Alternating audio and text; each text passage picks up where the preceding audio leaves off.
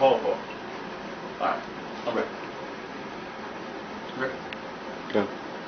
And she called. Blacks, whites, wait. African Americans and Caucasians, Asians, excuse me. Vietnamese, Philippines, Koreans, and Jamaicans, or Haitians, wait, Hispanics, y'all, please be patient. Mexican, Puerto Rican, Venezuelan, Cuban, Dominican, Panamanian, Democrats, I beg your pardon, you party with the late great Reagan, Republican, Independent, Christian, Catholic, Methodist, Baptist, Seventh-day Adventist, 5%ers, Hindu, Sunni, Muslim brothers and sisters who'd never seen the New York City skyline when the Twin Towers still existed, but still she called. From the bowels of Ground Zero, she sent this 911 distress signal because she was in desperate need of a hero and didn't have time to decipher what to call them, so she called them all her children, the children of the stars and bars who needed to know nothing more than the fact that she called, the fact that someone attempted to harm this star that covered us all with her loving arms, and now these arms are sprawled across New York City streets. A smoke-filled longer, soot-covered face and a solitary tear parted her cheek. Her singed garments encompassed Pennsylvania Avenue and the Pentagon was under her feet. As she began to talk, she began to cough up small particles of debris and said, "I am America, and I'm calling on the land of the free." So they answered.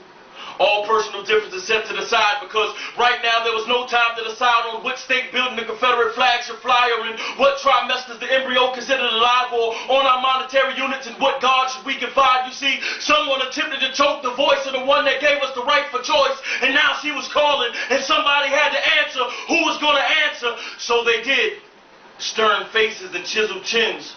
Devoted women and disciplined men who rose up from the ashes like a phoenix and said, "Don't worry, we'll stand in your defense." They tightened up their bootlaces and said goodbye to loved ones, families, and friends that tried to bombard them with the "hold on, wait a minute," and "what ifs," and "daddy, where you going?" and "mommy, why you leaving?" They merely kissed them on their foreheads and said, "Don't worry, I have my reasons. You see, to this country I've pledged my allegiance to defend it against all enemies, foreign and domestic. So as long as I'm breathing, I'll run through hellfire, meet the enemy on the front line, look him directly in his face, stare him directly in his eyes, and scream, "I am America. We will not be terrorized. We will not be terrorized. I refuse to be afraid. I will fight you any country, any continent, any terrain. I'll fight to my last breath. And if by chance death is my fate, pin my medals upon my chest and throw old glory on my grave. But don't y'all cry for me. You see, my father's prepared a place. I'll be a part of his holy army, standing watching the pearly gates, because freedom was never free. POWs and fallen soldiers have paid the ultimate sacrifice alongside veterans who put themselves in harm's way,